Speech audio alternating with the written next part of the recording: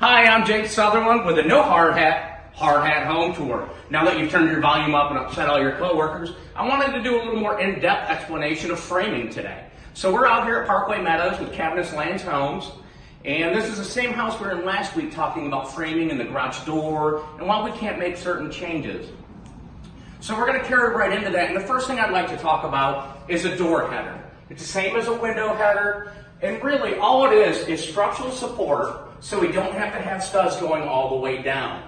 So you have a load coming from your trusses, it goes over to your exterior wall and is transferred to the ground. This simply diverts it down to the jack studs back to the foundation so you never have sagging on your windows and doors and will never be sticky.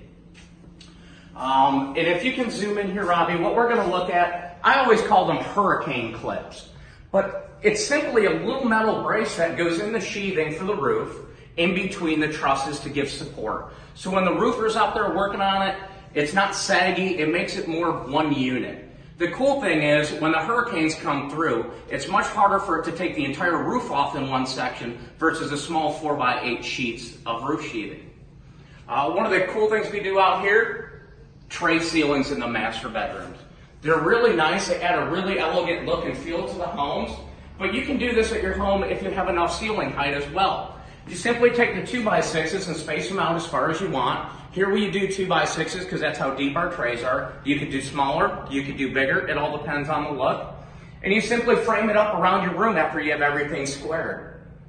One thing to remember is dead wood.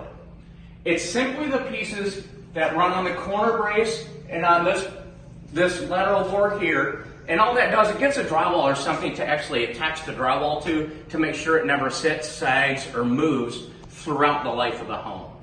So we're going to get into roofing next week, and after that we'll start going in HVAC, electrical, and plumbing rough-ins. But while we're in framing, we are going to talk a little bit about insulation. So in the master bath over here, we put in the pre-made fiberglass soaker tubs. It's a nice big area here, and that goes in when the plumber does their rough-in.